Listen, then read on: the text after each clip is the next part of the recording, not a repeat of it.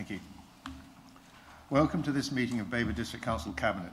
I'm Councillor John Ward, Leader of Babergh District Council, and I'll be chairing this meeting. May I first of all remind you of some domestic arrangements. Please ensure that microphones are turned off when not in use, that you do not interrupt other speakers, that if you are attending the meeting to speak and persistently interrupt the meeting, you may be asked to leave. Please ensure your mobile phones are on silent or switched off. And additionally, we'll be using e-voting for this meeting on the modern.gov app. I'd like to remind everyone present that this meeting will be broadcast live to the internet and will be capable of repeated viewing. The whole of the meeting will be filmed, except where there are confidential or exempt items.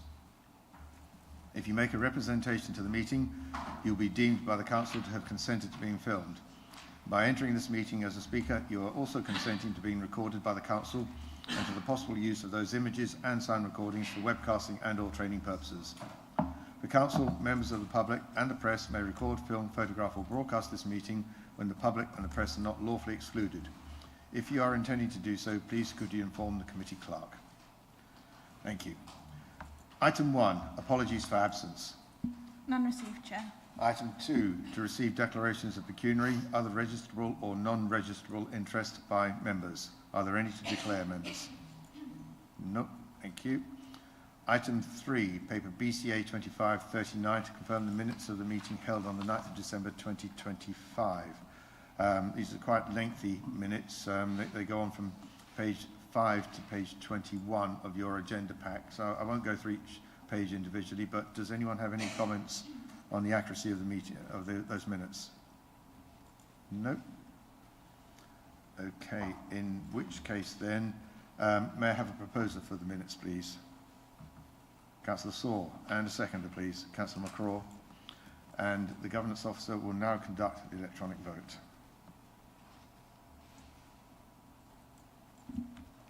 Thank you, Chair. That vote is now in progress.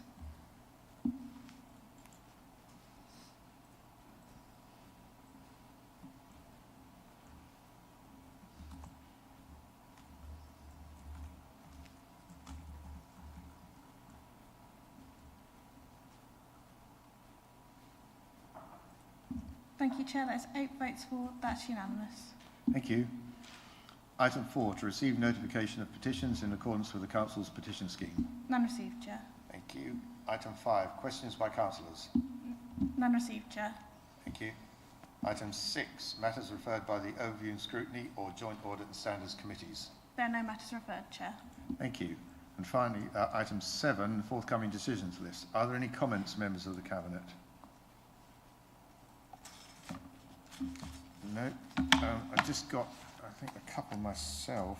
CNL 239. If I just find that on there. Where's it gone?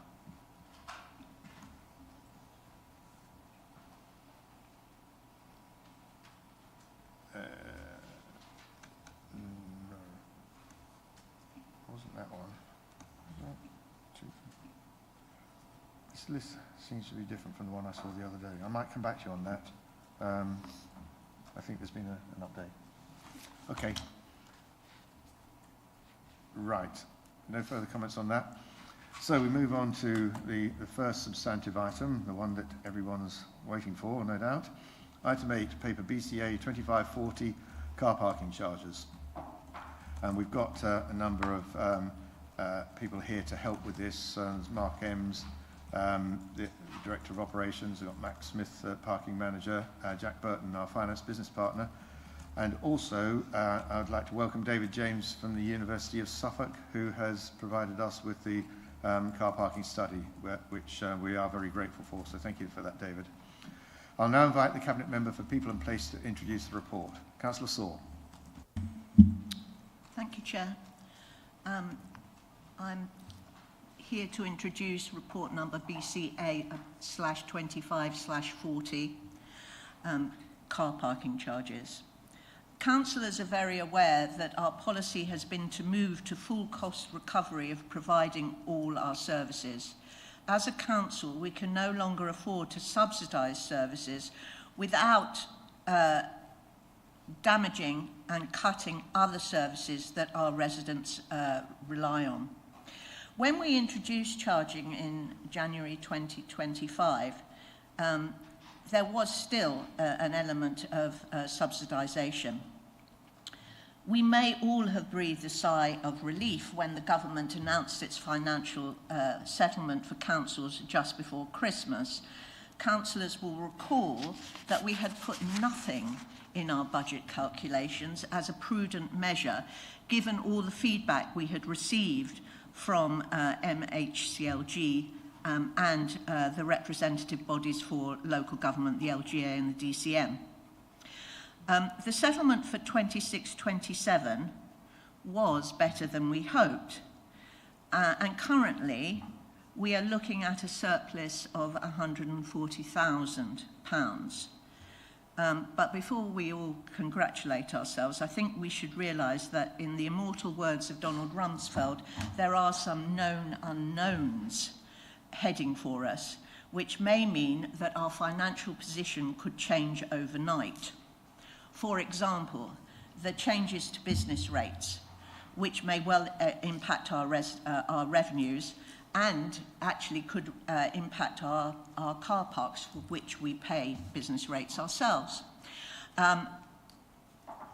Our council tax take and any unplanned works we have to undertake, for example, to our leisure centres. The other imponderable is, of course, local government reform. We do not know how much we will have to pay to restructure certain departments, whether we become 3 unitary councils or 1 unitary council. There will be a cost involved in that, and that cost will fall on your council. We will not be given any money by central government. People need to remember all the actions we have taken to be in this relatively happy position, and I do say relative. 140,000 isn't that much. The 2.5 million pounds in savings we have found, not just for 26-27, but all the savings we have made in preceding years. We are also looking at a deficit of £762,000 next year. And we have to recognise that in 2028 there will be new councils, and we want to be in a position that we are not landing them with a legacy of exhausted reserves.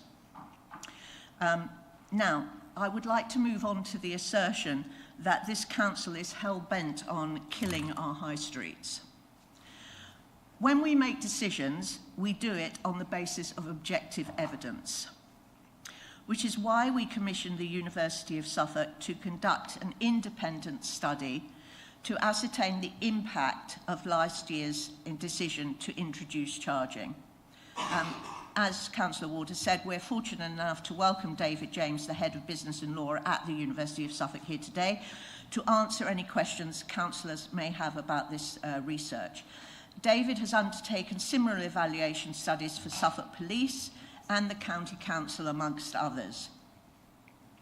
He and his team have also conducted a review of all the other studies on the impact of car parking charges on the high street. Now, we commissioned this research because we wanted it to be independent, and also because I did not want people to say that the council was marking its own homework.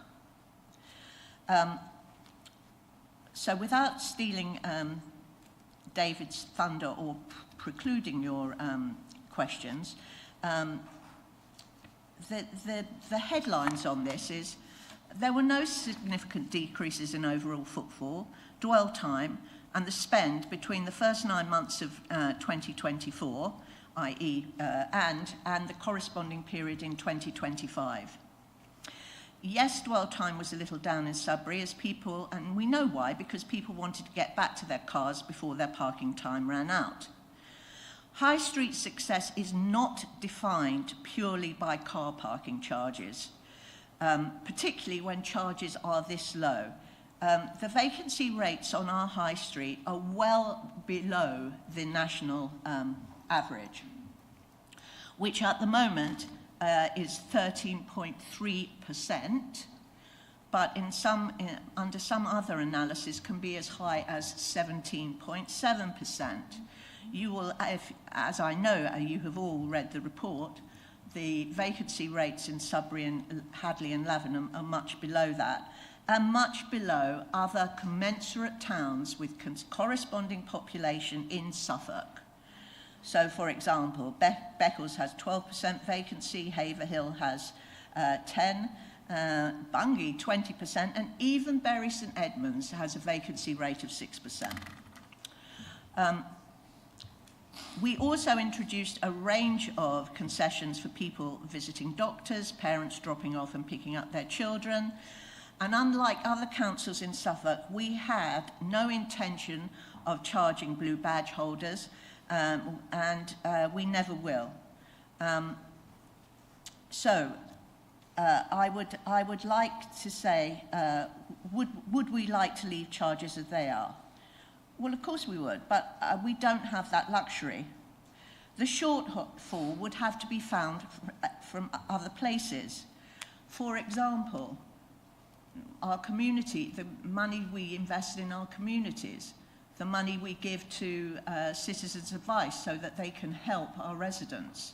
There are a lot of issues, there are a lot of things that we do that we would have to look very carefully on if we aren't able to do this. If we implement the proposals in this report, we will have reduced the subsidy and contributed nearly £250,000 to the budget.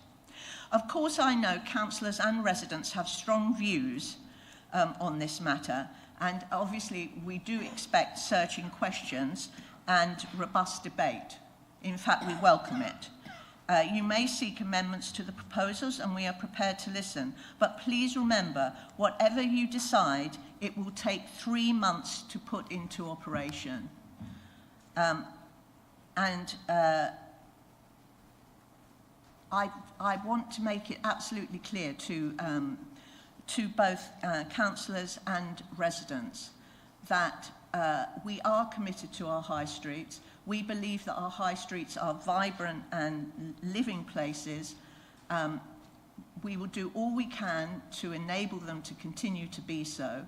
But car parking, raising car parking charges from £1 to £1.20 will not have an impact on our high streets.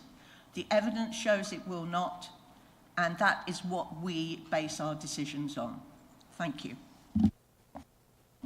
Thank you, Councillor. May I have a seconder, please? Councillor McCraw. Right, members of the Cabinet. Time for questions. Who would like to start? Councillor Hendry. Thank you. I'd like to start just by having a closer look at the full cost model figures, which are on Appendix D of this report. I know I did ask Mark Ems these questions, but obviously with the Christmas holidays he hasn't been able to get back to me. But I think I just need a little bit more detail. I think people are questioning the expense involved in running a car park, and I think it's quite important that we run through what those costs are, both for ourselves and for the general public to understand what the costs involved in a car park are. For example, the employees, direct officer employee costs and travel. Now, without going into details of individual people and their salary rates, could you give us a rough idea of what job roles are involved in that? Because for 26-27, that's nearly £200,000, which seems like a lot of money. And it also is nearly £100,000 more than when these papers came to Cabinet last year. And could you explain, I know there's been some recharge involved, could you explain a bit more about how those figures are, what is in those figures, please? Thank you, Councillor. Jackie, you're going to pick up on that? Yes, indeed. I'm Thank you. happy to give you a bit more detail on that. So, obviously, these costs already exist. They're sitting in other budget lines and aren't formed the headline car park budget. So, what is included in there, firstly, is when we originally brought the proposal in April 2024, there was an expectation that a pivotal role within the car parking team would drop away, and that was a temporary resource. That's actually stayed in the establishment, so that is around £50,000 off the extra compared. Other roles we have the climate change team, because they play a huge part of the electric vehicle part of our car parks. So they've got climate change managers there, they've got people analysing the utility usage and trying to work out ways of being more carbon neutral. We've got corporate manager for public realm. You know, obviously not all of their time is doing car parks, but that needs to be recognised. Sustainable travel and sustainable transport, there's work in the background there that ties in with how they align with our car parks. We've got the car parking team themselves, and we've also got members of assets teams, you know, technical drawing, all of those sort of specialities that are part of that, and that is purely salaries, on costs like pension, national insurance, which is an additional burden now because the national insurance rate for employers increased as well. So that's employees as an example. Thank you, Jack. Councillor Hendry. Thank you. Can I ask how that differs from, so I'm going to go through all of these because I think it's important. Can I ask how that differs from the support services charge, which is nearly 500,000 for 26-27, and with the explanation of that, there's also corporate overheads, inclusion of all cross-service staff.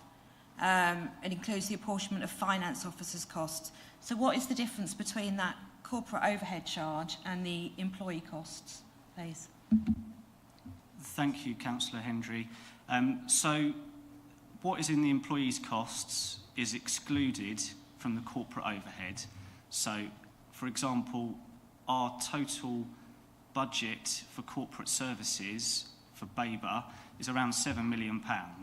So the corporate element of that support services line makes up £340,000 of corporate recharge. So in a nutshell, 5% roughly of our total finance, HR, IT, transactions, processing is what is apportioned to that area. For example, public realm wouldn't be included in the corporate recharge because it's a separate area.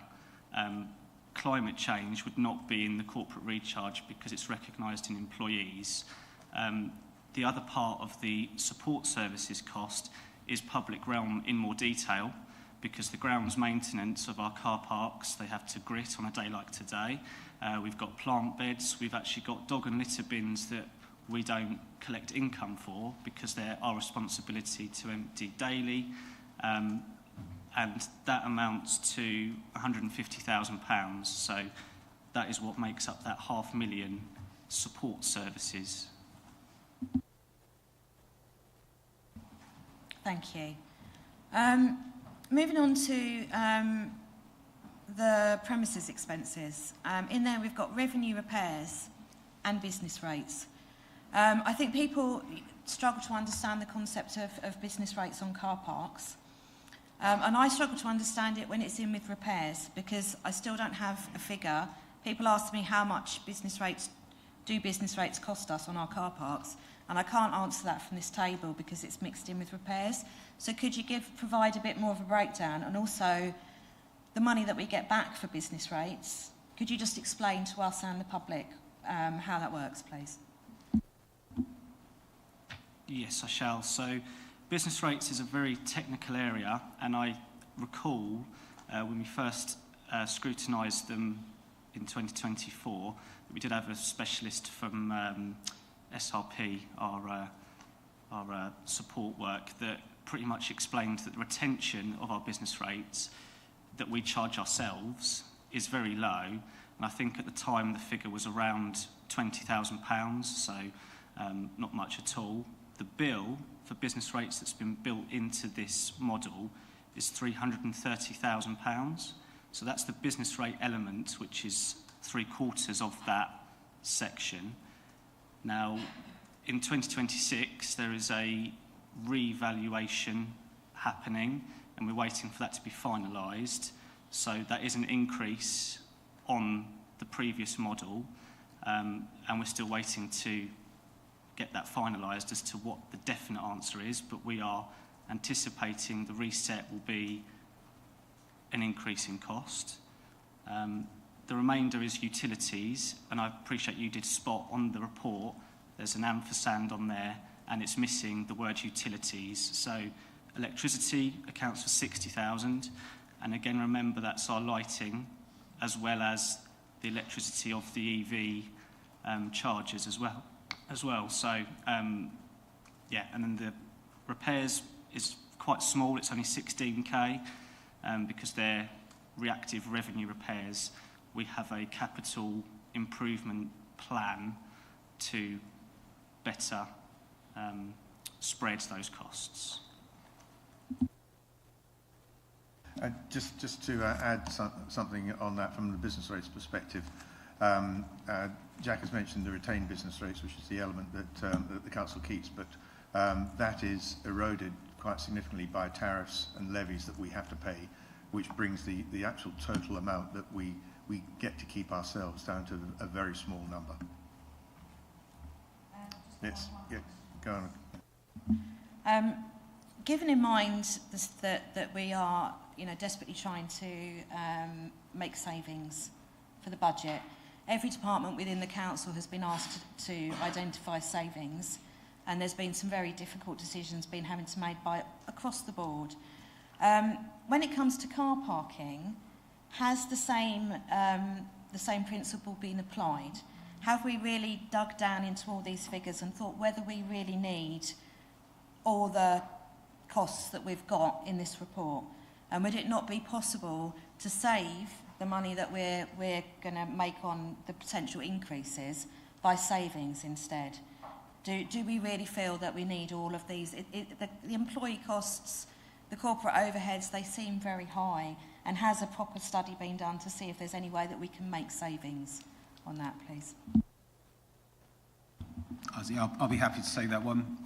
We have looked at car parking as an area, as well as public realm, as well as all of the other areas and operations. As you know, all the directors across the council have been working with portfolio holders to look at a range of savings opportunities.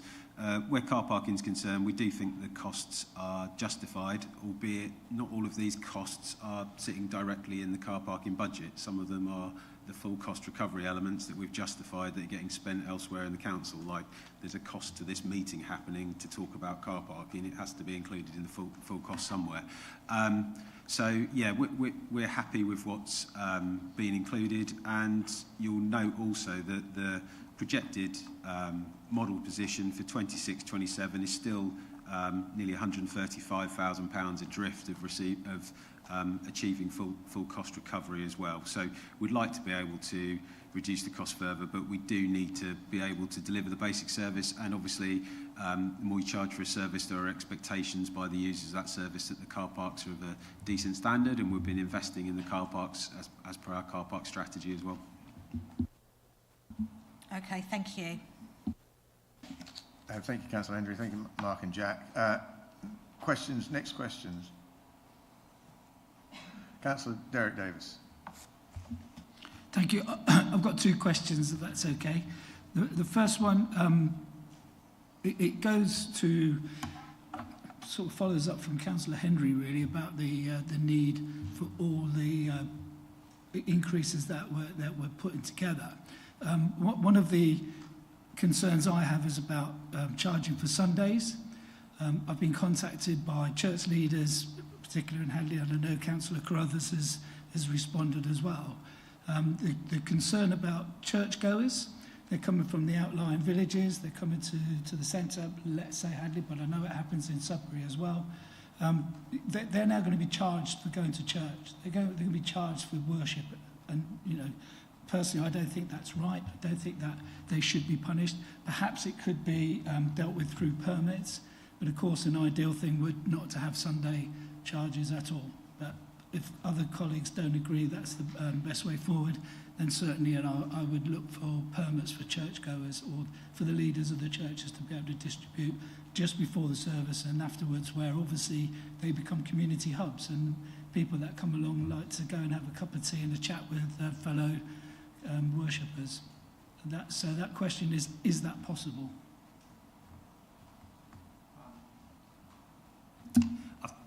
I think it'd be difficult in practice to deliver, and I think we'd have to be careful also about where you draw the line in terms of which groups. You've got people worshipping on a Sunday, but also you have people worship religion on different days of the week, and you have people that attend different groups for a host of reasons as communities on various days of the week, and there are no charges. Obviously, there are charges on Monday through to a Saturday, so how you could then limit it to Sunday having permits versus other days of the week where there'd be different requirements for permits, I think it would just be too complicated in practice and run the risk of discriminating against a range of other groups. Oh, if I can respond to that, obviously permits are already given during the rest of the week to other organisations. Also Sundays, obviously the three churches that have been attached, St Mary's Church, the Methodist Church and the Baptist Church. Obviously, as far as I'm aware, we don't have a mosque in Babergh, and as far as I'm aware, there's no Jewish temple either. So, I mean, I may be, I'll stand corrected on that if that's the case. So if you're saying you don't think it's possible, then perhaps we shouldn't have Sunday charges at all. Thank you, Councillor. We can perhaps pick up on that in the debate, having had your question answered now. But your second question, yeah? My second question refers to, and I make no apologies for being a bit parochial here, Pin Mill car parking charges. I notice that the normal charging across the region, I understand that it's going to increase, and I'm fully supportive of looking to get full cost recovery at some point. However, it's unfair that Pin Mill should be asked to increase by 100% where everyone else is just 20%. So I'd like to know how you got those figures. And before you say, oh, well, Pin Mill have had theirs set for a little while, that's because they've been paying them for a long time. And if we're going to not have Sunday car parking charges, then let's scrap Pin Mill being charged on Sundays as well, because they've been paying more than over the odds for many years. Pin Mill's is a very small car park.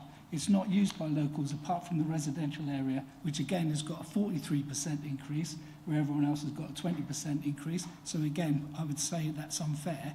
The peninsula is being punished for being a tourist destination, which is something we're actually trying to encourage as part of our policies of development, to support tourism, to go to the local pubs and everything like that.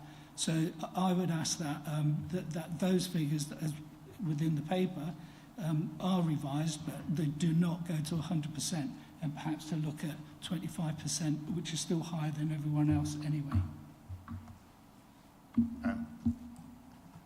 Okay. Well, we can again pick up on that in the debate, but was there a question that you wanted clarification on? Sorry? Could that be done? Sorry. The question is, could that be done to ensure that Pin Mill are not being victimised and charged 100% when everyone else is just getting charged 20%? So can that be done, please? I think the answer is anything that can be done if Cabinet agrees during the debate. So we'll pick up on that later. Councillor Smith. Thank you. My question relates to Sunday charging as well, because I do recall that previously in a discussion we suggested that Sunday parking might remain free, but that isn't an option in this paper. I see from the benchmarking that Stowmarket, Housestead and Haverhill don't charge on a Sunday, and I feel that they're quite similar demographically to Sudbury, at least, and economically. There isn't anything in the paper that I saw that breaks down the costs associated with Sunday, or the model income. Have you got some figures to explain how much it costs to enforce, and the usage of Sunday parking car parks at the moment, and what projected income would be, please? Thank you, Councillor Smith. So Sundays, very high level, the additional income from Sunday introduction is £68,000. So that is the additional revenue. The additional costs associated with that is £15,000. So the Sunday charging brings in a net budget benefit of £52,000. That is Sunday in isolation from a figures perspective. I didn't know if you had a qualitative part for another officer to answer your question. Happy with that, thank you. Jack, just a quick one. Is that across both Sudbury and Hadley, a combined total? That's the total of the district. So Lavenham and Pinmill already charge for Sunday, so it's Hadley and Sudbury specifically. Thank you. Question. Councillor Sally Davis. I'm referring to the University of Suffolk paper, which it's great to have some hard data at last. It was really interesting because we've been awash with conjecture and supposition, so it's really, really good to have some independent hard data here. Still on the subject of Sundays, when you are talking about footfall and spend, it's broken down monthly. I'm assuming that Sundays were just included in that whole footfall and spend, so we can't actually tease out the difference that Sunday's making. Yeah, thank you, Councillor. Yes, that's correct, that it's included in the monthly figures, so depending how many Sundays fall in any particular month, that was in the monthly data that we analysed and had average scores for the different months that we were comparing year on year. So would it be logical to say that because we've kept the Sundays free, that will have counted towards the fact that actually these towns, Sudbury and Hadley in particular, have not experienced very much fall in business footfall spend? Is that a reasonable assumption to make? I suppose one would have to factor it into the overall spend and what the main days of spending and activity are. So we don't have that data. We have the monthly spend, the monthly footfall, the monthly spend data, but it isn't broken down by day of the week. So we would have to assume that, but we haven't got data that shows the difference between Saturday and Sunday, for example. Next question. Councillor Helen Davis. Thank you. Just going back to the table of the full cost recovery model, I'd be interested to know how you constructed that model and what assumptions and premises were made to create it.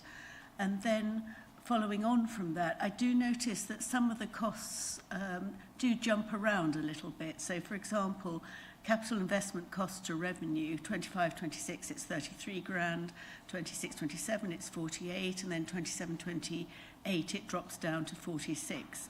And you see the same things on corporate overhead and public realm costs. In my experience, costs rarely go down. They just tend to go up in a relatively linear way. So could you clarify those 2 points, please? Thank you. So your most recent question, the financing costs, so they have a cumulative effect of our cost of borrowing. So they do jump around a little bit because we're repaying capital improvements that we made in the past.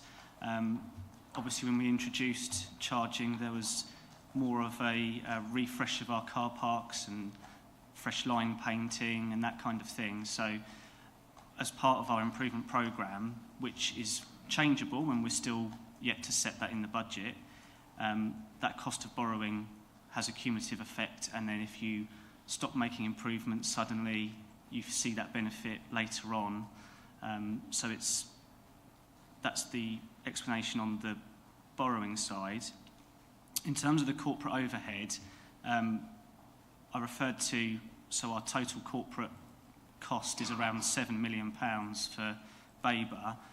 They're largely officers, and every year we have a pay award and we have spine point increases, which normally is around the 5% mark. So that will always be a stepped cost on that, and additionally the non-pay side of it as well with inflation, that would always expect, unless there's savings programs or cuts, I would expect that figure to grow year on year, which is why that is reflected that way. Is that okay for your second question? Sorry, I didn't quite get that, because the full forecast for 25-26 for corporate overheads is 530.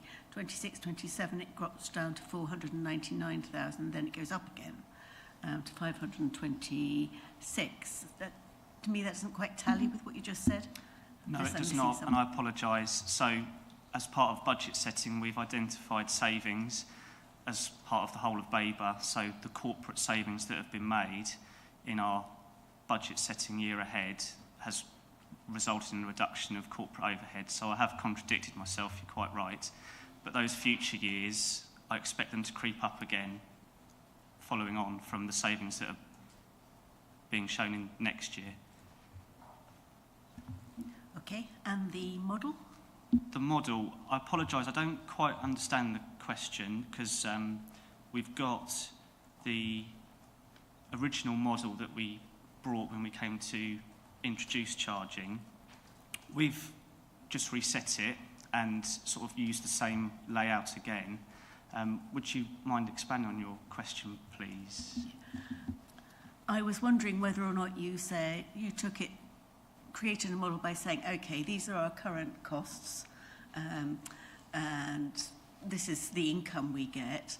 Okay, we're going to assume that there's a 5% increase in X, and there might be a 10% increase in Y, and then you factor in, as you say, national insurance increases or pay awards. I just wanted a brief overview of that, whether or not I'm on the right lines with that, or whether or not there's something funky in there that you're doing.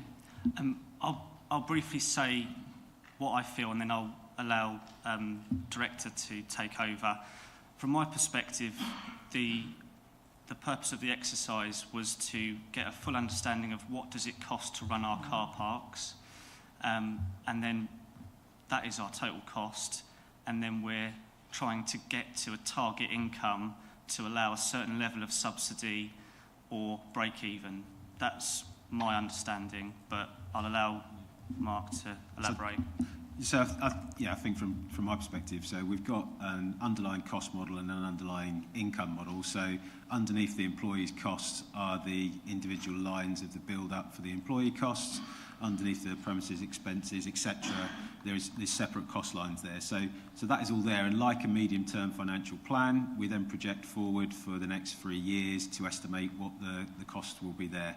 And as well as the service-specific costs, we've built in the other costs from outside of the service elsewhere in the council, as we discussed earlier. Where the income's concerned, we've taken the modelling that we used in April 24 when we originally came up with this. We've updated that with actual data, because we've now got actual ticket data for just over 9 months when we produced the model for this. And then we've made assumptions around the proportion of Sunday trade that there'd be as well. And we've applied the new tariffs to that model effectively to project forward what the increase in income would be, and that's really what the modelling's there. I'm pretty sure I'm correct in saying, Jack, we've not projected forward an increase year on year in the actual usage of the car parks. That's projected to remain fairly static from that point of view. Thanks, that makes it clearer. Councillor Henry. Thank you. Staying on Appendix D, my question, I know, Jack, you just answered the question about roughly what the income and the cost of running the car parks on a Sunday, of charging on a Sunday will be. Can I ask why, looking at Appendix D, certainly in the full cost model for 26-27, the expenditure figures are very much the same for the charges we have now and with the 20% intended increase, except for the equipment and merchant fees. Now, I assumed that was because that would be the cost of Sunday, you know, us charging on a Sunday, and that was the difference. If not, then could you please explain what the difference, that £50,000 difference is between the two figures, please? Thank you. Yes, thank you, Councillor Hendry. So the way our merchant fees work, for example, we have cash collections by our contractor. That contract is a fixed price and they do X collections. Regardless, that's very much a fixed contracted cost. Every time someone pays for parking with a contactless card on the machine, we actually get a transaction fee for that of 10 pence. So with additional transactions on Sundays, we get additional merchant fees. And then similarly with our mobile apps, it's the percentage fee. So by putting the fee up 20% from £1 to £1.20, you get a corresponding variable increase in your cost there for merchant fees. Additionally, when we look at the rebate to Roy's for their patrons that go in and spend, I believe it's £5, you have to increase the cost there 20% as well, because they'll be wanting £1.20 rather than £1. So that's the merchant fee element of it. And then additionally, it's the supplies line, isn't it? Supplies and services. So additionally, there's the cost of enforcement is in there as well. So there's expected additional cost for extra Sunday enforcement as well has been built into that model. Thank you. I think my question is that you stated that there's the costs for Sunday charging will be approximately 15,000, and yet we've still got that 50,000. So we're saying the other 35,000 of that, obviously they're still going to have to collect the cash the same amount if we put the charges up. The merchant, is that whole £35,000 going to be the difference in the rebate to Roy's and the extra card charges? Because there's not going to be extra transactions. There's not going to be an extra transaction fee because people are still going to be paying once. Yeah, the transaction fee is actually a percentage charge. So if the amount that you're paying goes up, then the amount you're paying in transaction fee also goes up proportionally. And do you know what that percentage charge is at all?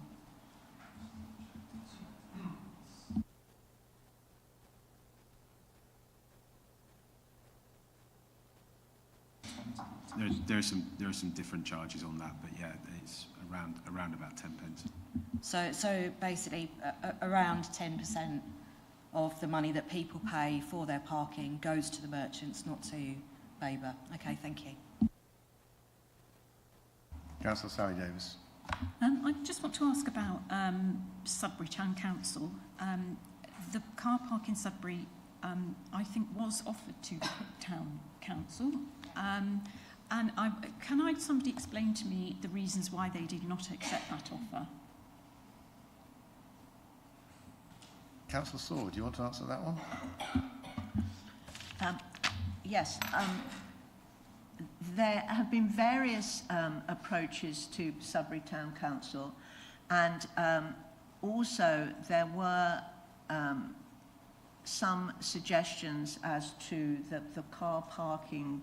The car parks could be formulated into a company and operate as a community interest company. In actual fact, when this was looked into, it was not actually going to save as much money as the town council felt.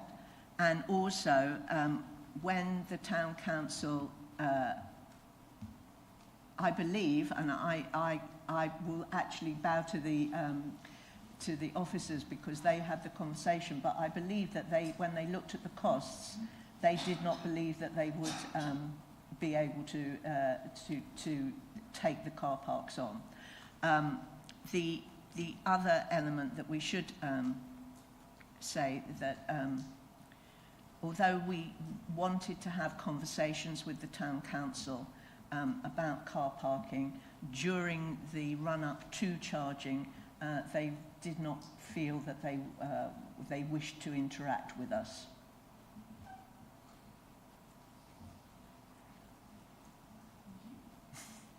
think the other point that we must bear in mind is that if they were to take over the car parks, in order to fund and finance that, there would have to be a significant increase in the Sudbury council tax precept.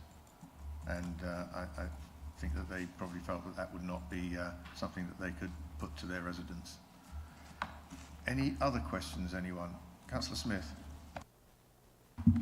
Thanks, Chair. The spend data in Appendix C comes from town centre postcodes. Does this get broken down any further? My concern is that in Sudbury, some of the spend takes place at Waitrose, Aldi and potentially Sainsbury's, which have their own car parks. Can you confirm whether those supermarkets are included in the spend data, please? I can't off the top of my head confirm whether those car parks are included in the spend data. What I can confirm is that the spend data geographical areas that are compared are the same year on year, and that's the most important thing for us. I'm sure David would say that we're making a like-for-like comparison from one year to the next. The data is not determining in any way, shape or form the type of spend it is, or whether that's an element of spend is in town centre versus slightly out of town centre, depending on the relative locations of the car parks. So it's not the case that some of that spend has no connection to parking charges, or? I think we're not really determining that the spend has connection to the car parking charges so much as making an assessment of the spend in the location versus year on year, effectively, how people got there to spend that, whether they came via car, public transport, walked in because they live in the local area separate. What we're trying to demonstrate is using spend as an indicator of that hasn't dropped away, and therefore, determining from that perspective there hasn't been an impact negatively on that area. Would it be fair to say that you can't really look at spend data on its own in isolation? It has to be taken into account alongside the dwell time and the footfall data? Yes, I think you have to take all three of the measures as a broad measure of what the impact of the charges might be in terms of footfall, in terms of spend that is there, and in terms of dwell time, which is what we had a look at in the report. But yeah, one of the largest spends, if you like, what people are spending money on in Sudbury from the data is from the supermarkets, which is a major part of people's budgets and the reason why people go to towns. David, I've got a question actually. Then I'll go back to Laura. Your data capture and your report is based on comparing January to September from 24 to 25. One of the comments that has been made to us unofficially is why not wait for a full year? Now, obviously, we wanted to get this report out in time, so that's why we haven't waited for a full year. But do you think that those remaining 3 months, the October to December, would significantly change the outcome of the report in terms of its conclusions? Yeah, there's something very nice about having 2 full years of data to compare from a methodological perspective there. But given the data that we have and we've analysed and the difference between the months in each of those years, I wouldn't expect there to be any significant differences from the extra months in the year if we were to do that. But we'd be very happy to crunch the numbers and do the data on that to see if there was a difference. But I wouldn't expect there to be a difference given the great similarity there is between 2024 and 2025 in the data that we have analysed. Thank you. Councillor Smith. And then Councillor McCraw. Oh, apologies. That was the question I was going to ask, but I do have another one. If have businesses in Sudbury, Hadley and Lavenham been asked whether the implementation of parking charges has made any difference.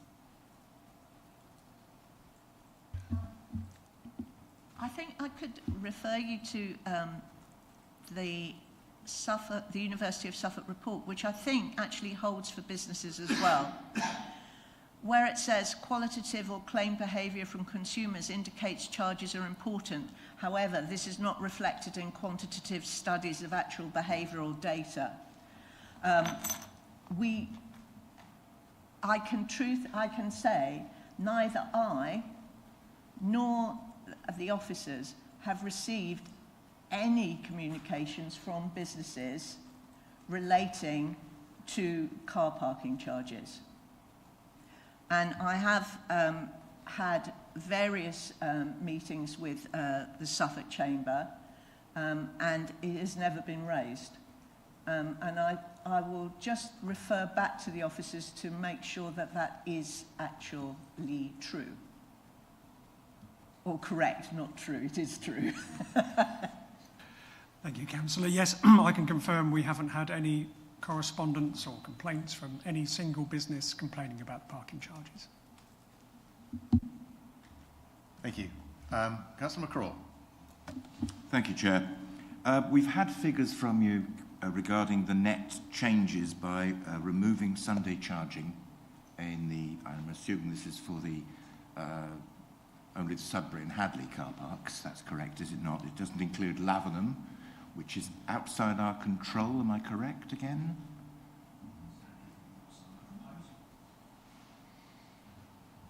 It's not the charges that were being proposed in this proposal would also apply in Lavenham to the existing two. So the figures that having been given include the Lavenham charge as well. They do.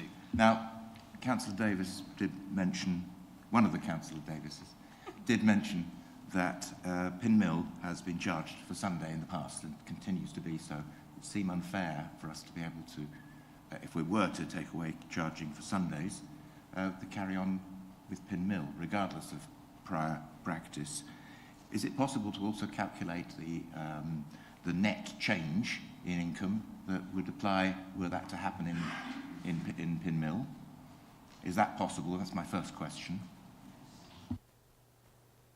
And do you have a rough idea of what that might be? And we've got 52k difference in the other case. So the only figure I have for you for Pinmill is the levelling the tariff to be in line and including the Sundays at that 20% increase is a net increase of 16,500 of income. That's all I have on Pinmill in isolation. But so, that would be, in essence, a relatively minor amount compared. Sunday on its own might be a couple of £1,000, something like that. Yeah. Okay, that's all I wanted to ask. 30 pence for an hour, I think, in Pinmill, last set 20 years ago. And likewise, under option B in the proposals, would it be possible to calculate the net effect of perhaps re-examining the tariffs proposed for the Pinmill car park? As Councillor Davis has pointed out, that although the first hour becomes free, after 2 hours it is a 100% increase, and it's also a 100% increase for 3 hours and for 4 hours, and yeah, I can see his point. So modifications there, the calculations could be made, and we could calculate basically what we might be voting upon, hypothetically, because that obviously will come up in the debate. So that all that's available if we need it. That's all I need to know. Thank you.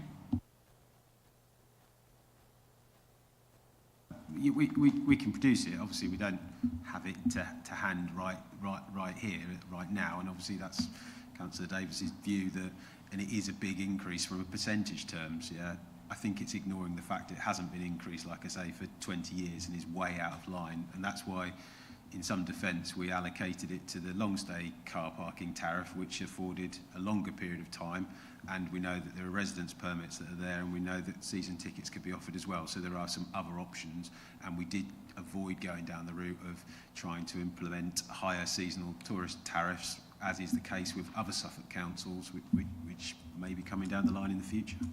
I think my point was, and I was trying to draw out, that the total cost the difference, the net difference, might be in the order of 16k, as opposed to a much larger figure. Thank you.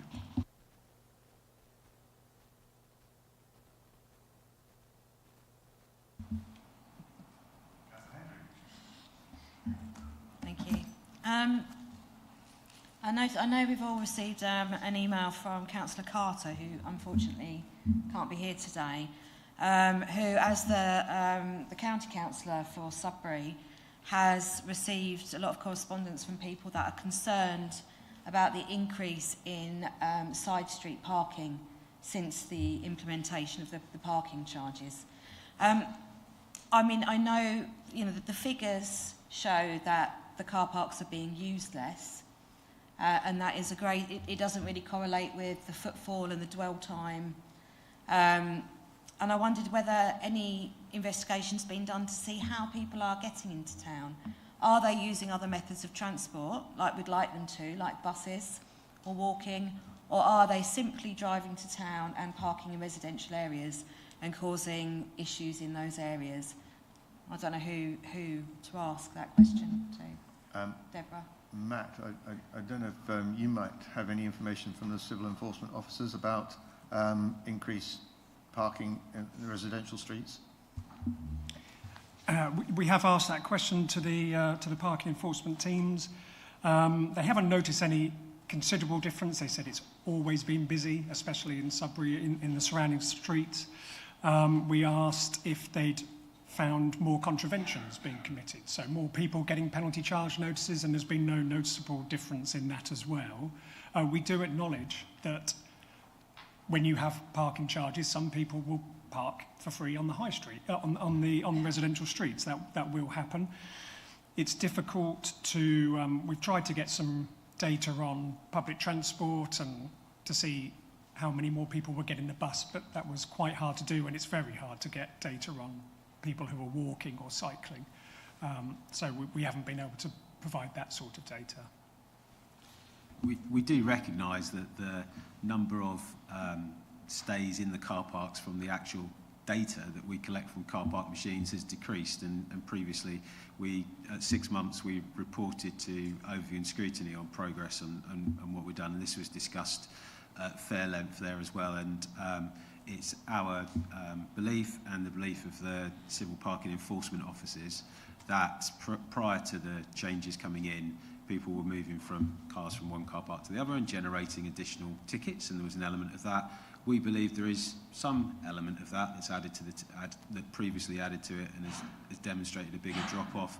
But we also believe that there's been some modal shift, people deciding we're not going to do so many visits, we're going to share a car, we are going to park in a different location because there are other free car parking locations in all of the locations on street or other free car parks available as well, and we believe there's an element of that going on. And of course, some of the positive benefit that we have had comments on as well is that availability in short stay car parks in the closest locations to the centre of towns is more readily available, which has prevented queuing and prevented idling there as well, which is a positive benefit to businesses being able to get people to visit them and get a car parking space where they need to actually access that as well. So it's not all a negative story from that point of view. Okay, thank you. Councillor Saw, did you want to say something on that subject? I actually was going to say what the director said himself, that one of the reasons that we did put in car parking charges was to enable more movement within the car parks, and so that people would be able to find car parking spaces even at peak periods. And that's been borne out. The data and the evidence that we have to go off is the data that was analysed by the University of Suffolk, and it is that data from the mobile phone signals which shows the visits to the high street, and that doesn't show a significant decline there as well. So that is the body of data which year on year has been reproduced on exactly the same basis, so we can make a direct comparison to. So that is you know, that and the dwell time. We accept there's been a slight drop-off in the dwell time, as the data has said, but that other visit data seems to support that there hasn't been a big drop-off. I've got another question for David, and that's on your review of the existing studies and the key findings from those. Are those key findings fairly... first of all, are the studies taken across the country, so we get a good national picture, and are the key findings consistent and stable across different towns in different parts of England?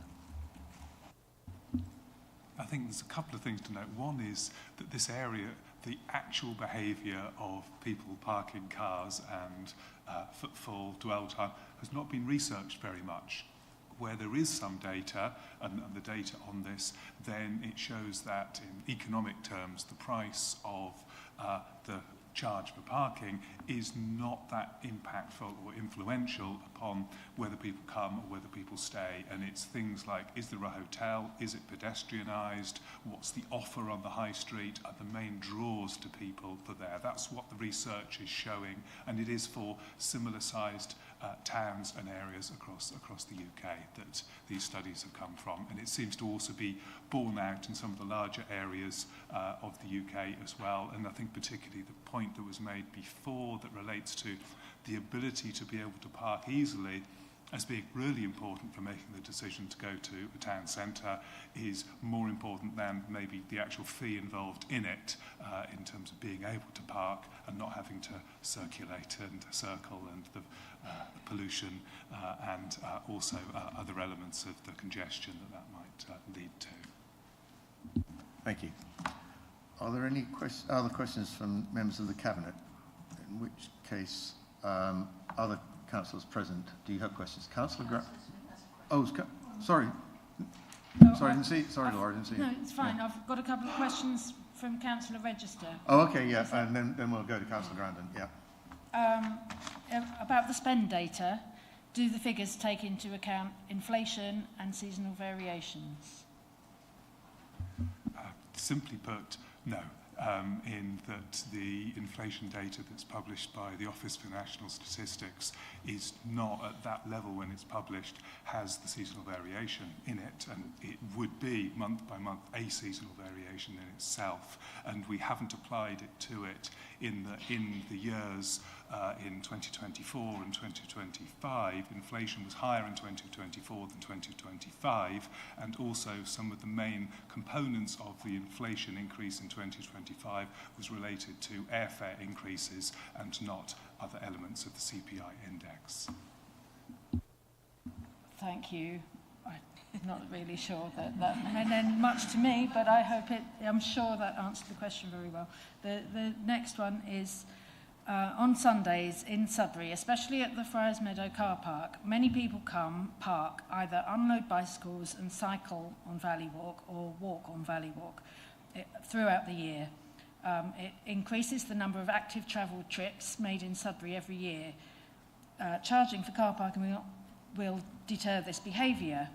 The effect of this will be to reduce the levels of physical activity in Sudbury, thus having a negative impact on GP and NHS services, and reduce economic activity at shops, cafes and pubs, not just in Sudbury, but in Long Melford, Henny and Lamarsh, as these are common destinations of those cycling and walking.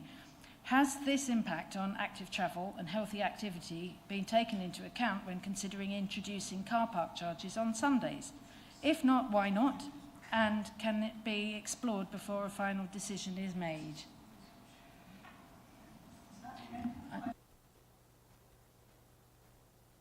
It ended in a question. There was a question. Was it taken into account? If not, why not? And can it be explored before a final decision is made? First part of that, was it taken into account? No. Second part, I think we'll pick up in the debate because it's a valid question for us to discuss. Okay? Yeah, that's it. Yeah. In which case, I'll now ask Councillor Grandin. Thank you. Thank you for the opportunity. I've got about 3 questions, if I may, please. First of all, I'm very pleased that the Cabinet, a number of Cabinet members mentioned Sunday parking. It's been regarded as a tax on worship, really, by certainly people in Hadley. And in fact, I'll only be talking on behalf of Hadley because that's the area I know. It seems to me that you're not planning to raise a huge sum of money once you take costs and so on into consideration. I don't see a great number of cars in the car parks on Sundays. So certainly not in Hadley anyway. Those people that are there may be going to church or using the 2 pubs who desperately need our business, the only time they can park free during the day. Is it worth it? It doesn't seem worth the small amount of revenue, once you take into consideration the costs, to target people going to church and the few people that might be using it for the 2 pubs in Hadley. Soon to be 3, hopefully. So that's my first point. Is it worth it? Can I answer that one? Because I think that it's only fair that that question is directed to the Cabinet rather than officers. Yes. I think that's a valid question for us to pick up in the debate. So I have made a note of that. Thank you. Then my second point is regarding to the gentleman from Suffolk University regarding the study. I have been speaking to our businesses and retailers, and none of them had been questioned by anyone doing a survey or similar. I asked them yesterday whether, and they have been most crucially affected.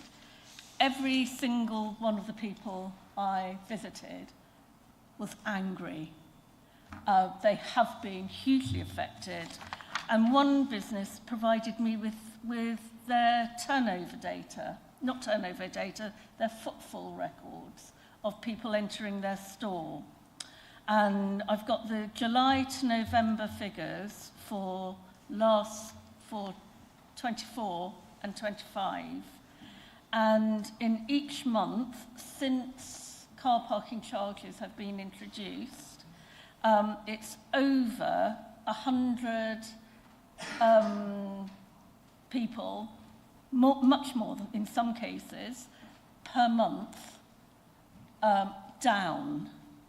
And that's just with one small store who happened to offer me figures. And I've got the figures here, should anyone want to see them. They keep them regularly anyway, all their figures. In the hairdresser... Councillor Grandin, can we get to a question on this, please? So, I don't think your study was detailed enough. It's very detailed in some ways, but in other ways it's not actually asking the people whose businesses are affected. Did your study include, for example, Morrison's, spend it in Morrison's and people using the Morrison's car park? Because most people have, many people have transferred their spend to Morrison's because they're not using the high street anymore. People were saying to me that they now only go to the hairdresser, whereas they used to visit the town, the high street, 3 times a week. Now she goes to Morrison's and only goes to the high street every 6 or 8 weeks to use the hairdresser. Could you tell me whether your study included Morrison's use of payments and car park, and also the leisure centre, for example, is free anyway for those that use the leisure centre. So did it include that as well? I think it did.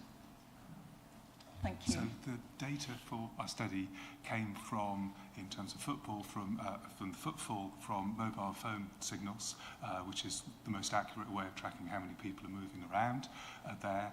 The dwell time equally from that data, and the spend data was from Lloyds Bank Group, which is the third largest aggregator of data and spending platform that's there, and that's aggregated from all the town centre postcodes, and it wasn't broken down by individual retailer. That data would be obviously business specific and subject to... Right, so it could have been the business that has all transferred to Morrison's.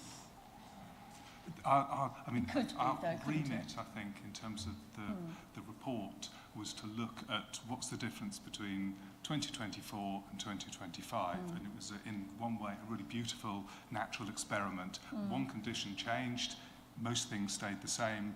Did it make a difference to some of these key variables that we're interested in terms of how long people spend, how many people are going, and how much do people spend in terms of the high streets? And we didn't find any difference from the data that we had aggregated over the two sets of 9 months. If people transferred their spend from the high street to Morrison's, for example, or QD, which is next door to it, that wouldn't be shown in your data, so it would. I think that we've got the overall high street spend. So if spend moves from one store to another one by consumer choice, we wouldn't pick that up in the overall aggregate data. That's what we were exploring. Which is, was the aggregate data. It's a shame really that it couldn't delve deeper, because it would have found some interesting facts. Well, or spend may have moved back because there's a space in the car park so people can park, so that they can access the retail and do that as well, because the visitor numbers don't appreciably show any difference either or change them. Councillor Saw wants to just come back on this. My understanding is that the data relates to the high street, and Morrison's is not included in that. If the spend data is constant, is constant between 24 and 25, it doesn't actually show that people have been leaving the high street to go to Morrison's. That would be my understanding. But the retailers say differently. We'll pick up on that in the debate, because I've got some comments to make about so Morrison's my other point is people are parking in the roads. Councillor Carruthers and I are constantly having emails and meeting people who are concerned because they can no longer park anywhere near their homes. I've got a disabled resident who we're having to what's pave the question over here, please? their garden to enable her to park. And so there's a lot of transfer of people moving from the car parks to parking in in the roads. I think we have discussed displacement and transfer to residential areas. So is there a specific question you've got over this that hasn't already been covered? So the data, that covers people in general. It's not linking the car park to where people are moving, is it following people on their phones from the car park to the high street, or is it general movement that your data shows? It's showing overall number of different mobile phone signals that will come into an area and how long it spends in the area, and the area is the high street that is there. And I think in terms of some of the parking that we were exploring, the parking in Babergh Council car parks between one year and the other, and we actively didn't look at what happened in the other retail or private car parks or the on-street parking. We've got a little bit of an indication, I think, in some of the tables where we put together from the parking charge notices, and we saw there was relatively little difference between one year and the other there in terms of penalty notices that are given because of parking infringements that are there. But that's what we got from the data that we explored and analysed. Thank you for your help. Thank you. Any other questions? No, I meant from other councillors. Councillor Jameson.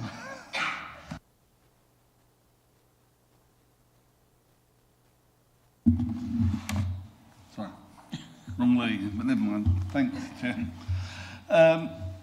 It's mentioned in the report, and also Mark mentioned, that the difference in the car park usage between 24 and 25 is quite significant, but that is, a lot of that is down to people previously moving around between the car parks, and that's been made, you mentioned that quite a bit previously and in other meetings, but where is that data coming from to back up that assertion that previously people were, or is it just an assumption that they did that?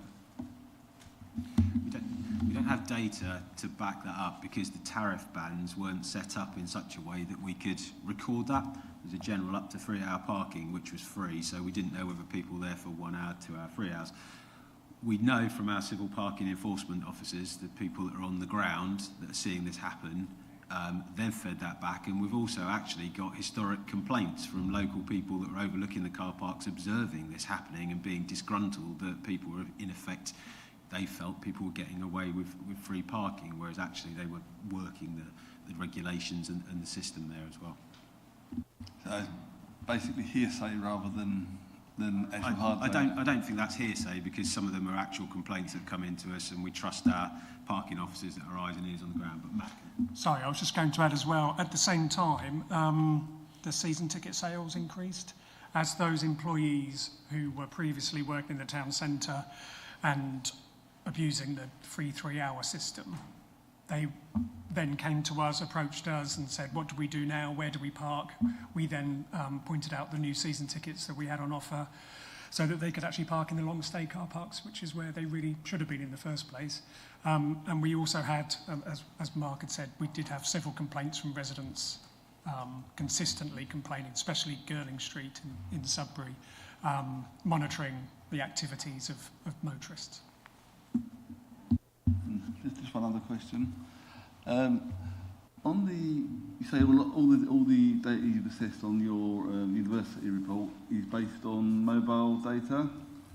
Now, I assume there's no way of determining whether that mobile signal is coming from a car, someone walking in the street, or wherever the mobile is. If someone's in the car in the high street, the mobile will ping, and you'll get that whether they're in the same as someone walking in the high street. Is that right?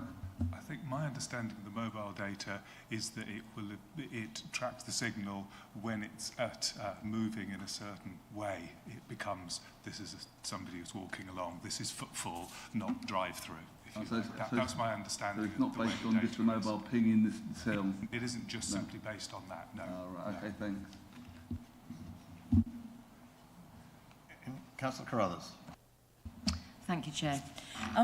Can somebody just clarify about whether the spend data from Morrison's and the High Street in Hadley, because I represent Hadley as well, so it was all in one, the data we've got from your report covers Morrison's and QD and the High Street all in one, because Councillor Saul was saying it isn't, and I'm a bit confused.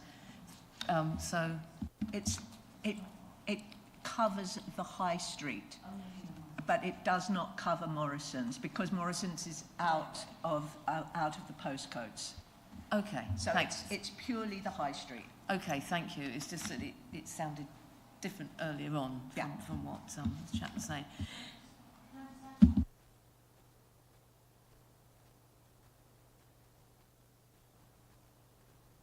About Morrison's, but then you've said that Sainsbury's, Waitrose and Aldi and Sudbury are included. Sainsbury's is not included in that data because it's out. But Aldi and Waitrose and the other one, and Roy's, mustn't forget Roy's, that they are all included. Can I make a comment? It's not actually a question, it's more, because a lot of my, try and turn it in, because a lot of my questions have been asked. I just wanted to reiterate that Hadley car parks are pretty much empty on Sundays, and I fear that the council won't make much money, if any money. And the other thing is about the footfall data for mobile phones. We've got a lot of elderly residents who don't carry mobile phones and who spend cash, not card, and their data isn't included at all. So that was all I wanted to say. Thank you. Okay, thank you for that, Councillor Brothers. So it might actually be better. Any other questions? Councillor Parker, you can be the last. Thank you very much, Chair. Thank you for indulging. And I suppose really quite simply, I think the concern of an awful lot of people in our towns, but not just our towns. You know, we have to remember that all of our parishes are served by Sudbury and by Hadley. So I am being asked by my parish councils to explain the position on the parking charges. You know, and I've said to my parishes, well, we need to wait a year until we've got that information. So I think the question from them is going to be, and this is something that the Cabinet are going to have to wrestle with in their decision, is what is the justification? Quite simply, what is the justification at this point in time? Because the whole item of parking charges was predicated back in 2024 upon data, and yet here we are showing a surplus. And so I suppose the question that everybody's got to wrestle with is, what is the justification for increasing parking charges now? Do you want to? I'll respond to that. Yeah. As Councillor Saw has said earlier, the settlement has been so far better than we had expected, and it has improved our numbers a bit. However, we are showing currently for this current year a very small surplus, and that will change, and the budget is still a fluid beast at the moment. And the numbers for future years are still looking bleak, and we do need to make sure that we are in a robust position so that when it comes to next year's budget, which will be the last budget that Babergh produces, we're not in the situation we have been this year of having to look for £2.5 million worth of savings. Now, we've managed to do it this year, but it has been difficult, and there have been some very tough decisions. Next year, if we were in a similar position next year, we would really have to start looking at severe service cuts and staff cuts accordingly.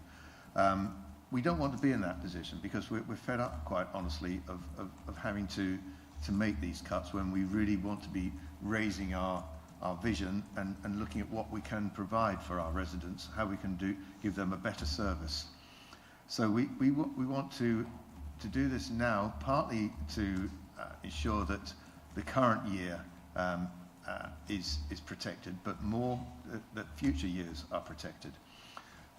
In terms of the uncertainty over the current year's budget, as I said, it's still fluid. There are uncertainties over business rates at the moment. We've also we know we're going to have to incur, and Councillor Saul has mentioned this, incur costs for local government reorganisation in the coming year. And we haven't included any provision for that in our budget. And there will be other things. There will be other unexpected things that will come up and hit us. They always do. And I don't want to be in a position this time next year when looking at the Q3 numbers and then in a few months after that the outturn to have to say that we came in over budget and we have to draw on reserves, because our reserves are not strong, and again, as Councillor Saw said, we want to leave a legacy of sound finances, sound budget, and some reserves for our successor council or councils to inherit. Councillor Parker.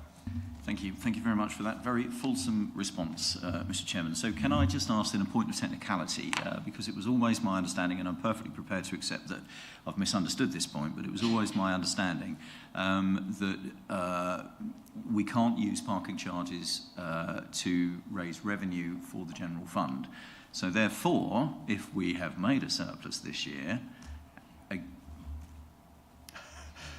keep on with the question. So therefore, if we have made a surplus this year, can we? Are we able to justify raising the charges further then? If we, and this is the bit that I'm a little bit confused on with regards to the information that was on the table that was produced, because my understanding on the table that was produced was that we were looking at a surplus, that we had achieved full cost this year, or have I misunderstood that? But the point is can we raise parking charges to raise revenue for anything other than car parks? Two responses. Firstly, the numbers in the table show that we are still some way off, about £150,000 off full cost recovery. We cannot use parking as a source of income to fund other services generally. What we can do is to use it for parking and travel related services, and also we can look at we can use income to smooth budgets over a number of years, so it doesn't have to be related to an in-year surplus or deficit. We can look at other years, and that's correct, isn't it, Jay? Yeah.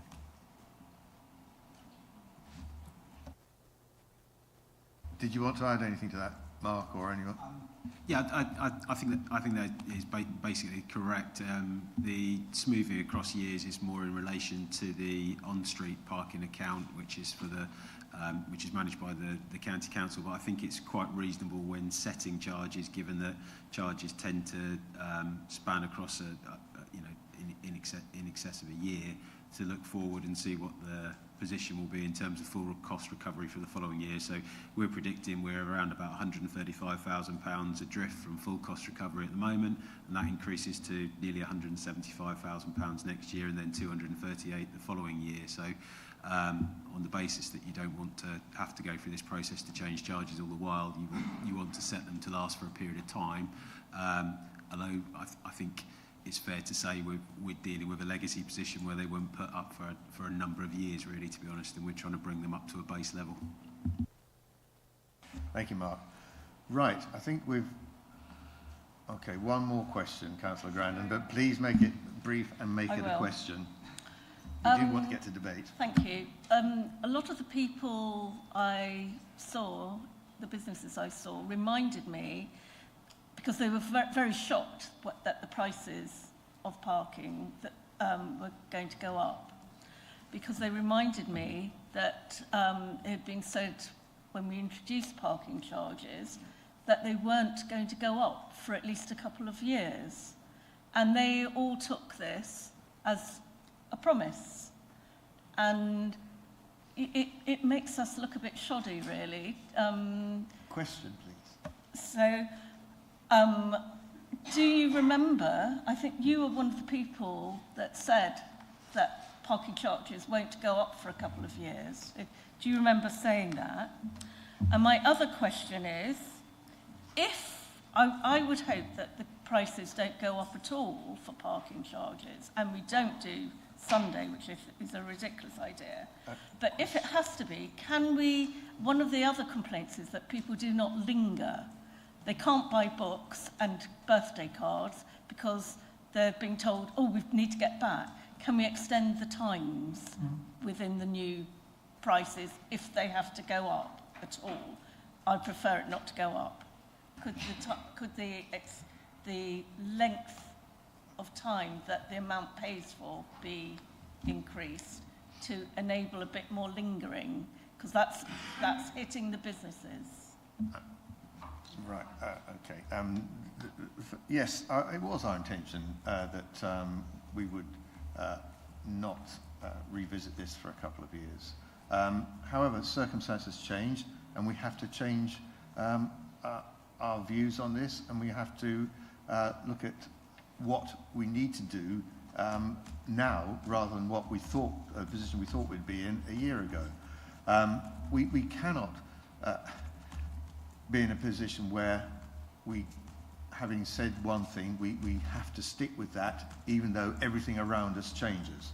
So we have to be flexible, and that's the only pragmatic way of dealing with our budget challenges, which quite honestly, we do need to focus on this. These are this is the primary consideration here. We must remain solve them. We must have a balanced budget. In terms of lingering, well, this comes down to anecdotal behaviour. If people want to linger or don't want to linger, it's their choice. Whether they put another pound or 50 pence or whatever and pay for an extra hour, that's their choice. I'm sorry, but I really do not see that the issue of lingering is something that we can take into consideration here, because we've already looked at this and when setting the original charges. I don't know, Councillor Sword, did you want to add anything to that?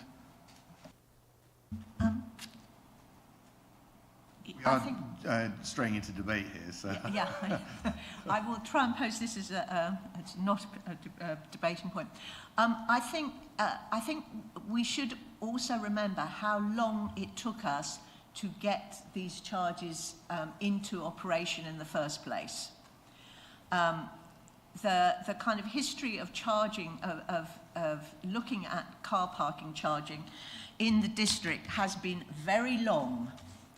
You know, we had a car parking strategy, the previous administration. It made the recommendation for car parking charges. For various reasons, this was not taken. If it had been taken at that time, perhaps we would not be in a position where we're coming back for car parking, for rises today. The other element, and I think we've touched on this, is people think that nothing happens in local government. I wish that was the case. When we put this in, we started at the start of the administration, I believe in the last quarter of 23.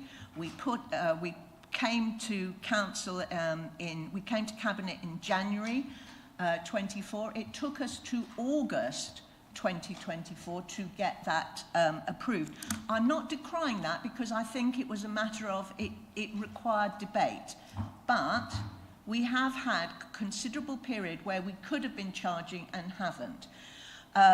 We have had a change of government who have done certain things that we have surprised us all, one of which being local government reorganisation, which none of us had any idea about, and which is going to cost us money. Change, reorganisation always costs money.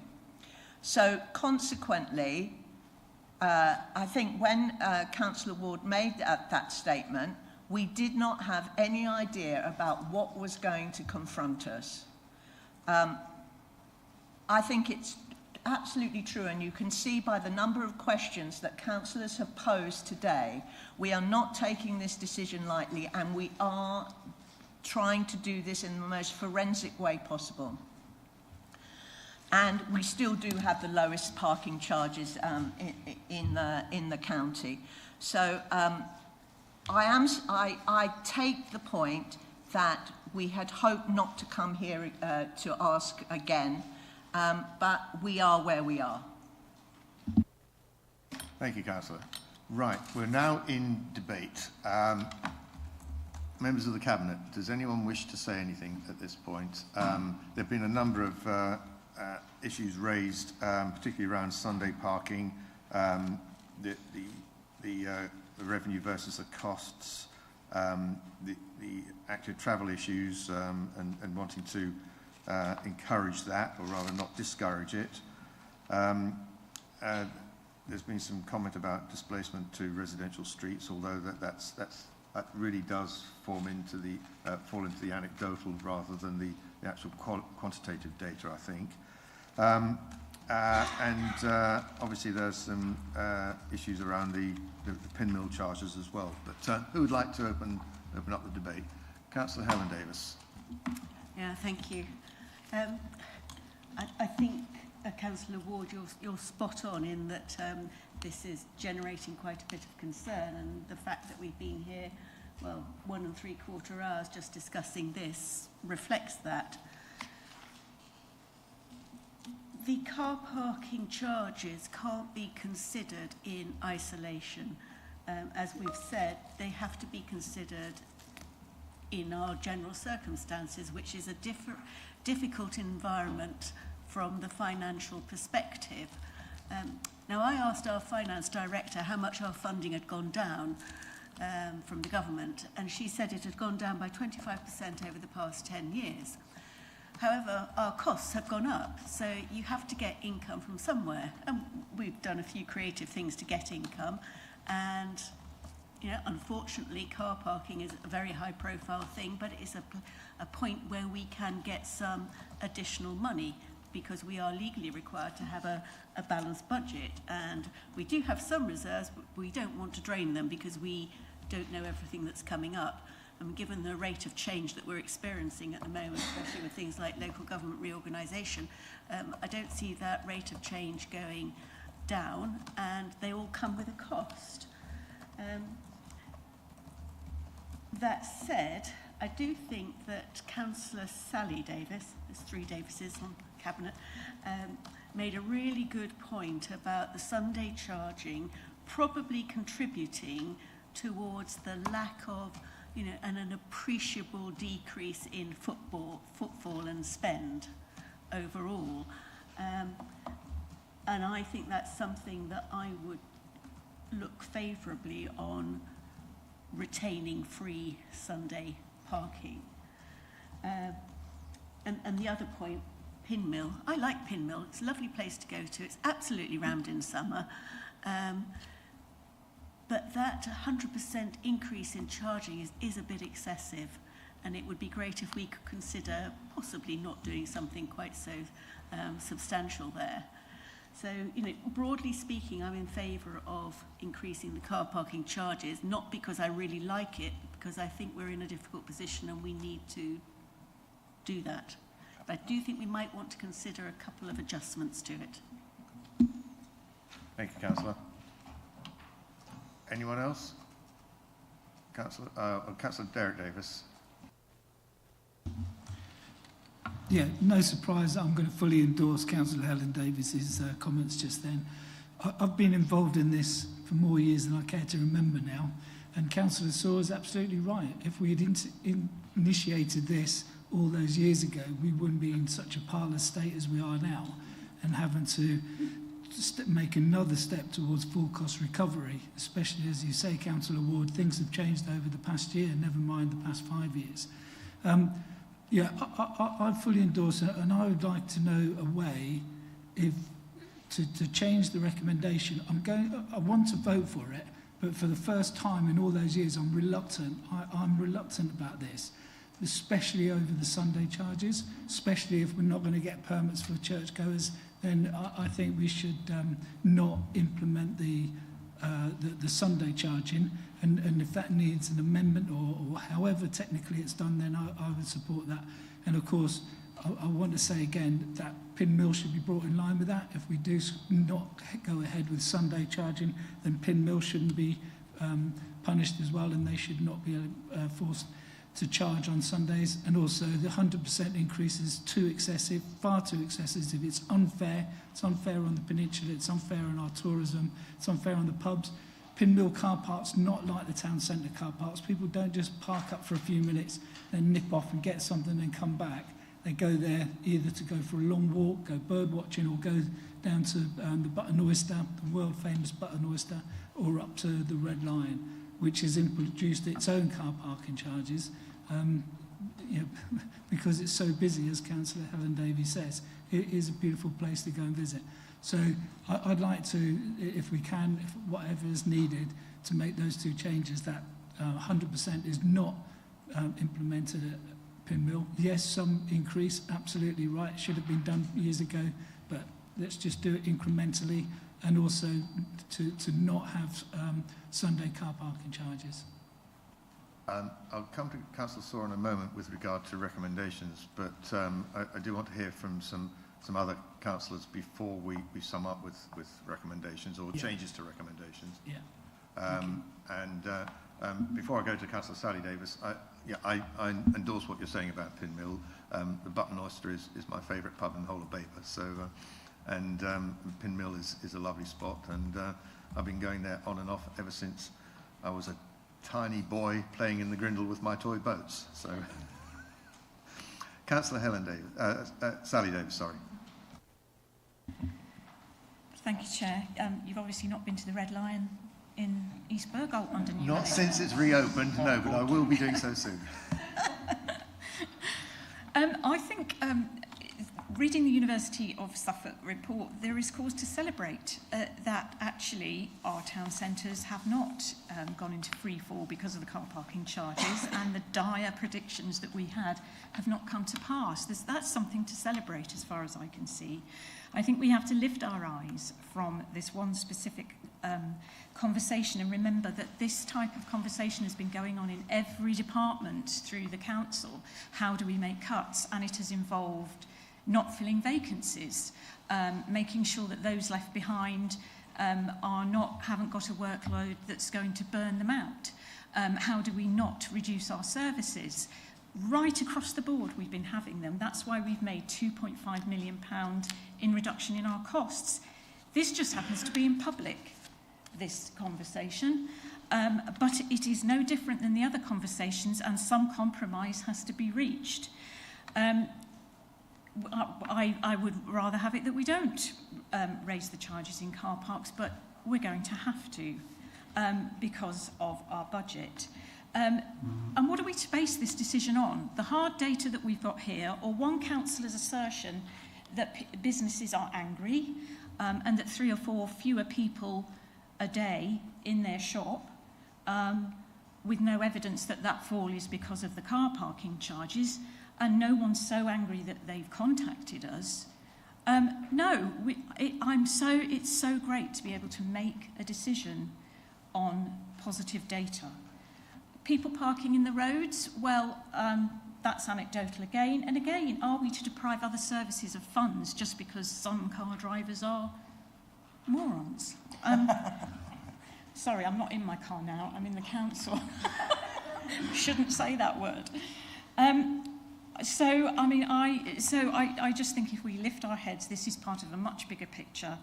However, I do agree with my colleagues on Pinmill and Sundays. It seems to me that in Hadley, if the car parks are more or less empty, we're not going to make much anyway. And in Sudbury, I do tend towards the assumption that it is keeping the trading level, the Sunday. So thanks. Thank you, Councillor. Councillor Smith. Thank you. I agree it's a cause to be, well, I don't know about a cause to celebrate, but I'm pleased to read that that there hasn't been a significant impact made by the parking charges. However, I'm not convinced that now is the time to raise them. It's only been in for a year. I'm not confident that we've got enough data, and I'm not sure we've got the justification. I understand the pressures to do it, but I'm not confident that now is the time. Thank you, Councillor. Councillor Hendry. I can see all sides of the debate. I really can. I understand the pressures that the budget has come under.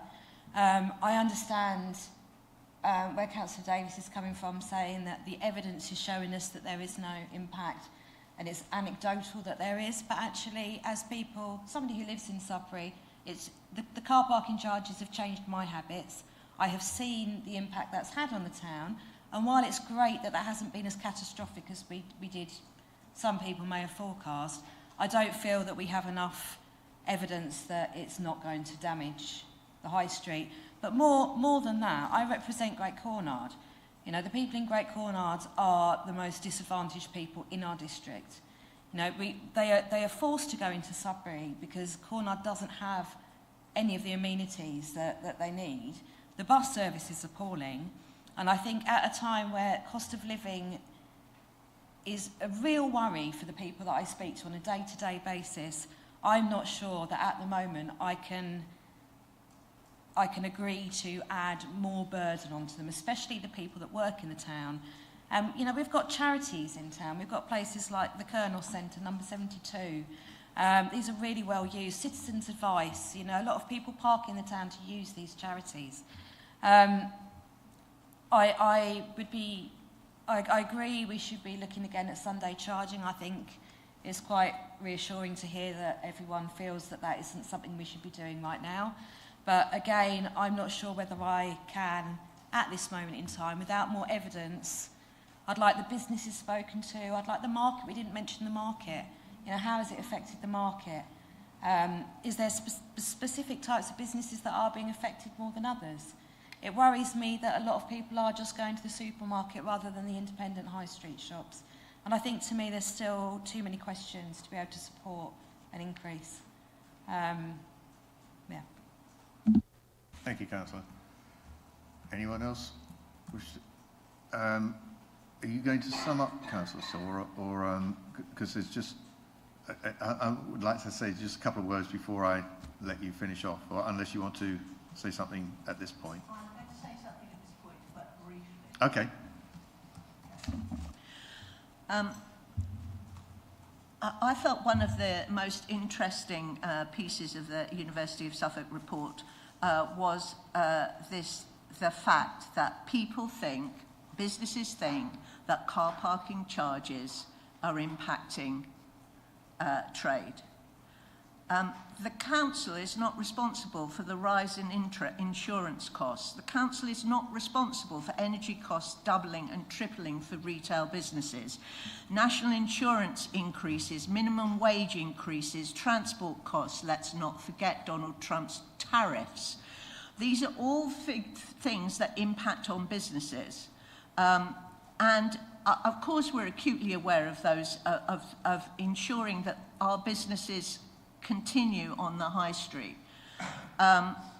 However, it is not going to help our residents if, because we decide not to do this, we have to make a decision about the amounts of money that we give to, for example, Citizens Advice, the amounts of money that we give to charity groups to have warm spaces for their residents to go to. These are all issues that will come into the budget if we do not do this. I know that none of us, and you can see by the care and the forensic questioning that cabinet members and other councillors have put to this, that we take this very seriously. This is not something that we're doing lightly, and rest assured it would make my life 100 times easier if I didn't have to do this. However, we are responsible councillors. We have to be prudent. We have to look at this budget and we have to balance the budget. And we know through bitter experience that things happen, that things untoward that we have not thought about do happen quite frequently to us, as for respect of whether it's Kingfisher having to, underpin the pool or look at the solar panels. Totally unexpected, but we had to deal with it, and we did deal with it. And so therefore, I would ask councillors to just bear in mind that if we decide not to do this, or if we kick the can down the road, there will be consequences, and we will have to make even more unpleasant and unpopular decisions. Thank you, Councillor. Councillor McCraw. Chair, I don't know if you wish to do this or not, but Councillor Saw and myself, as proposer and seconder, have got some ideas about some amendments. Yeah. Do you wish to discuss your points first before we introduce I just want to make a few comments first, yes, and fine. then we'll I'll hand over to you to do that. Like Councillor Sally Davis, I'm really pleased with the University of Suffolk report. There's hard information in there. This is the sort of information that we wanted to have in order to know whether what we had done has had an adverse impact on our high streets or not, because I know that we are accused of not caring about our high streets. That's absolute nonsense. We do. We want them to remain viable. We want them to remain as they are, very, very good and popular destinations for our residents and visitors alike. the vacancy rates remain low, extremely low, and that shows that, that there is a lot of vitality in our high streets, and we do want to retain that. I'm also pleased that we've got from the analysis of around the country, the findings, the sorts of things that really do affect or don't affect parking charges and the impact on high streets. We've got very low charges already. The increase we're proposing is very modest. We're still amongst the lowest, probably not quite the lowest in the county, but looking around the county, we've seen other councils, East Suffolk, West Suffolk, Ipswich, put up their parking charges by significant amounts. So we do have to realise, along with our colleagues, that this is a necessary thing to do. Parking must be cost neutral. It must pay its way. It is a discretionary service. We don't have to provide it. And we do need, as Councillor Saw has said, to focus our support for other aspects of the council's business, the other things we do which our communities and our residents value. The other thing is that notwithstanding any comments about car park usage over the past year since the charges have been brought in, we do know that the income is in line with projections. So we know that behaviour may have changed slightly, but it hasn't changed fundamentally. Most people are quite happy to pay £1 or £1.50 or whatever it is to park their car. Just a quick comment about Morrison's and Hadley. I live a few minutes away from Hadley. I'm a frequent user of the High Street and of Morrison's. I haven't seen any particular increase in the number of cars in the Morrison's, in the car park that services Morrison's and QD. There may be some displacement activity, but whenever I go to Hadley, the High Street is busy. People do shop there. The key shops are very well frequented by residents. The Sunday parking, yeah, I can understand the comment by those who attend church, particularly those who drive into Hadley from neighbouring villages to go to the church in Hadley. There is quite a bit of free parking in Hadley on a Sunday. That's not just the Bridge Street car park and the parking bays on the High Street, but there's also the single yellow line areas which are not restricted on Hadley. So, but I think we've probably all agreed somewhat that we need to revisit the Sunday, the matter of Sunday parking. The budget pressures are paramount here, and we have got to ensure that we're in a strong state going forward. We've got our head above water this year, which is great for the first time for a long while, and I don't want to jeopardise that.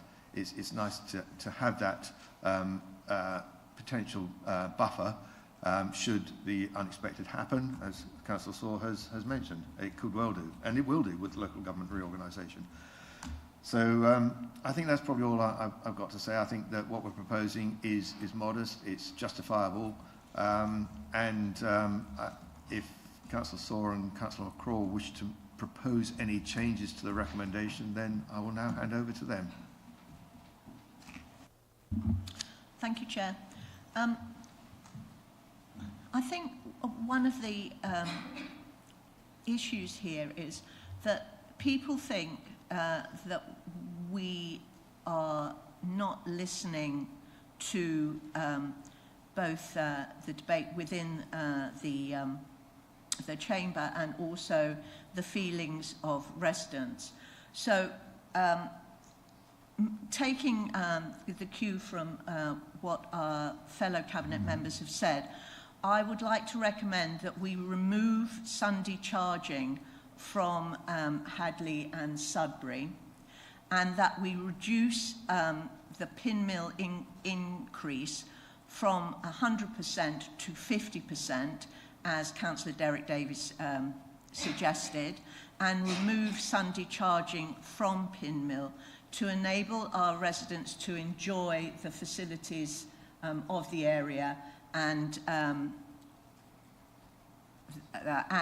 also continue to frequent the pubs and identifying the birds that Councillor Davies has suggested, that bird watching is a very popular pastime. I think it's important to do this as removing Sunday charging, because it is true that shopping in Sudbury on a Sunday is becoming more popular. It's something that our retailers would appreciate. It is not such a big issue in Hadley, but of course there are people, whether they be churchgoers or people going to the cricket or people going to listen to concerts. We don't want to penalise the leisure pastimes of our residents. So I would like to suggest and recommend these two amendments to the paper. And may I have a second? Councillor McCraw. If I might, Councillor Saw, just to modify that ever so slightly, because I do think it's important that we make it simple and memorable. So on the pin mill subject, if I may, I looked at the figures and I thought 50% is an awkward amount.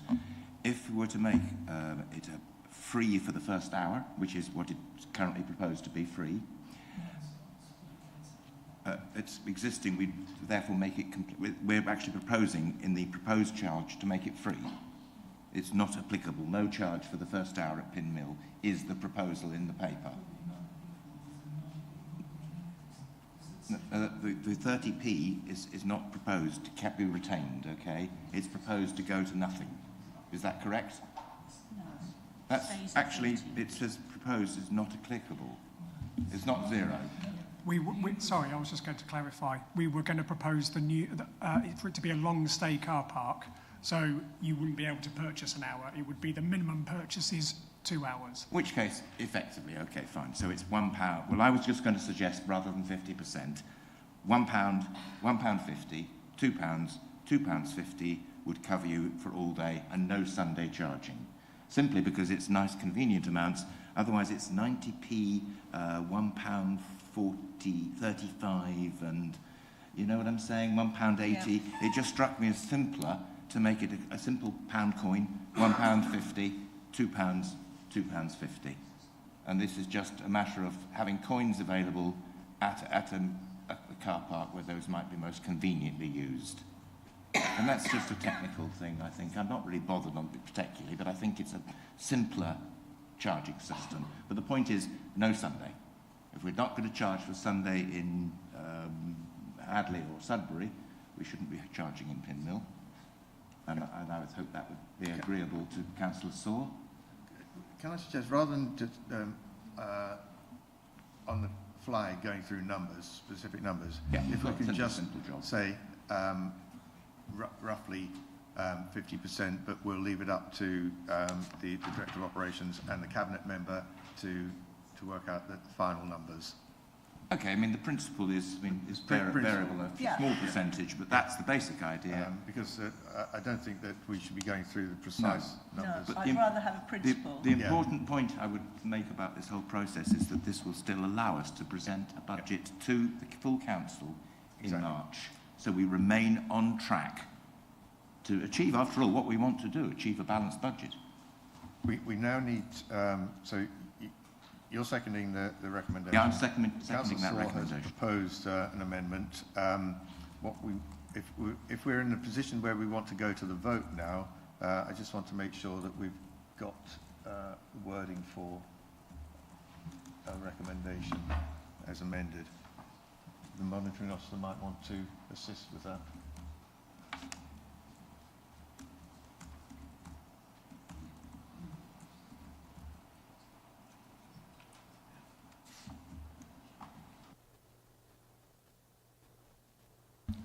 Could I just add something, Councillor Ward?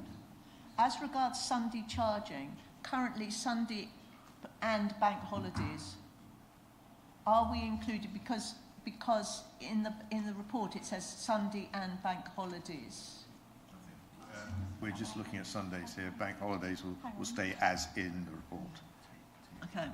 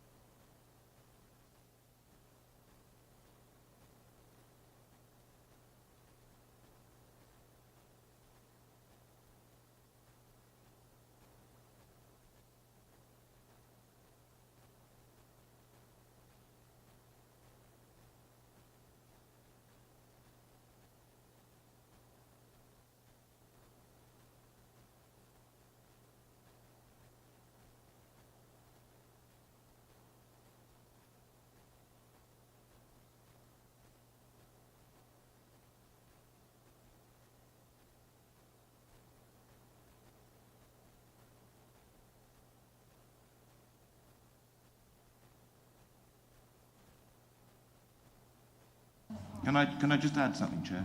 I mean, on a very rough basis, according to para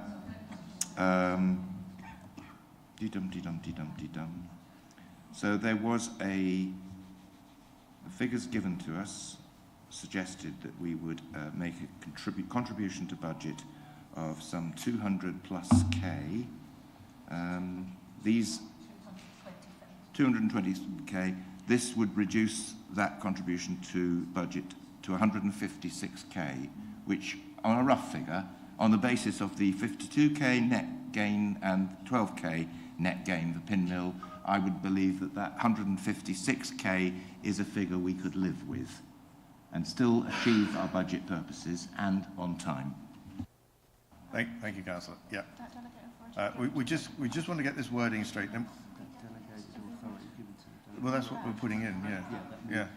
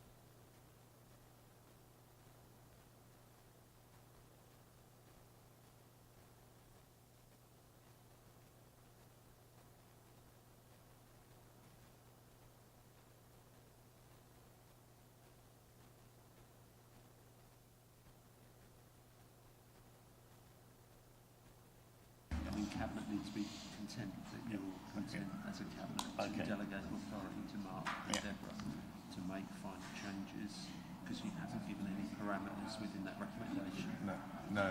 We'll cover that. Yeah. Okay, members of the cabinet, we're about to go to the vote, and what we'll be voting on is the recommendation 3.1, the Cabinet approves option 2, etc., as amended under 3.2, and 3.2 will state that Sunday charging be removed from Sudbury, Hadley and Pin Mill car parks as proposed, and that delegated authority be given to the Director of Operations in consultation with the Cabinet member for People in Place to agree the final charges at Pin Mill. Are we all happy with that amended recommendation? Yes. Do you mind repeating that? Okay. That Sunday charging be removed from Sudbury, Hadley and Pin Mill car parks, and that delegated authority be given to the Director of Operations in consultation with the Cabinet member for People in Place to agree the final charges at Pin Mill. So to clarify, where are we with bank holidays? Already excluded from the charges.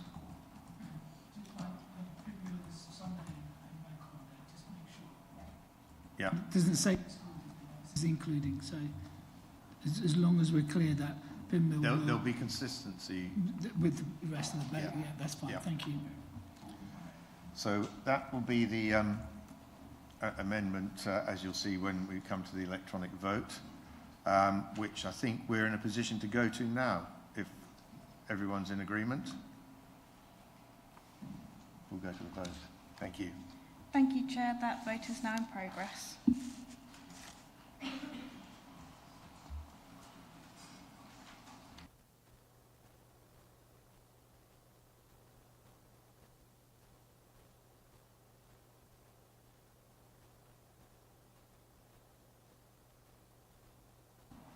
Thank you, Chair. That is 6 votes for and 2 against, so that's carried. Thank you. Right. We've got 2 more. No, we haven't. We've got 3 more items, haven't we? I will suggest we take a 5-minute break, if that's all right.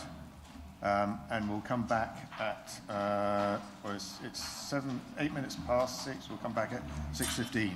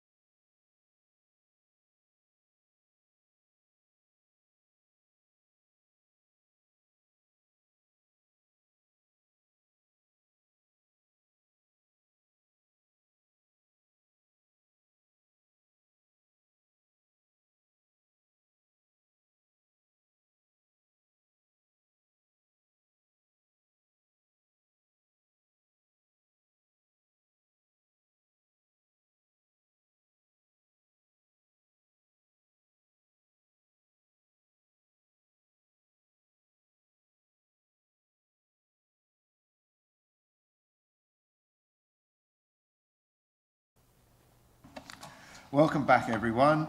Next item is item 9, paper BCA 2541, an update from the Sustainable Travel Working Group. And I'll now invite the Cabinet Member for Climate Change, Nature Recovery and Biodiversity to introduce the update. Councillor Helen Davis. Thank you. Until recently, both Mid-Suffolk and Babergh had a sustainable travel group. Mid-Suffolk has completed its work plan and wrapped up the working group, and Babergh now finds itself in the same position. We have reached the end of our work that was defined within the terms of reference in the work plan, delivering on the majority of the items, which included the implementation of the easy bike pods in several locations. Unfortunately, we failed with the walking buses, as no one really wanted to walk, but we do believe that we have encouraged some behavioural and modal shift, and we have worked extensively on trying to obtain funding for improvements to various bus routes. Given that we have reached that, I am proposing that we wrap the group up. We have found recently that we've been focusing on items that really could be dealt with by the normal channels used within the council, such as councillors communicating with the Sustainable Travel Officer or myself, or via other various forums. Therefore, we feel it has reached its natural conclusion. I would like to propose that we wrap this group up, and I'm looking for a seconder. Councillor McCraw, your hand was up first. Yeah. Second. We've spent all the money we had, and what we've done, what we were meant to do, and the whole group actually, I think unanimously came to the same conclusion. Yeah, that's correct. Yes. Does anyone wish to ask any questions? Councillor Hendry. I'm just interested really on the easy bikes. Have they seem to have been quite well received. Have they been well used? Yes, they have. I don't have the figures in front of me, but Lavenham certainly, once that was installed, that had very good higher rates we were pleased of.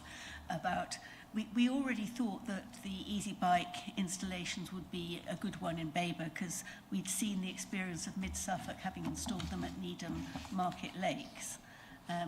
So now we've done our installations, we are well used, and we have had feedback on social media to say, you know, I didn't want to buy an electric bike, but I've tried it and I'm now more confident in buying one. Someone else said that they had used it as part of their recovery from an illness. So that, again, positive feedback, so we are pleased with that. Any other questions? Anyone wish to say anything in debate, or shall we move straight to the vote? Vote? We'll move straight to the vote, please. Thank you, Chair. That vote is now in progress.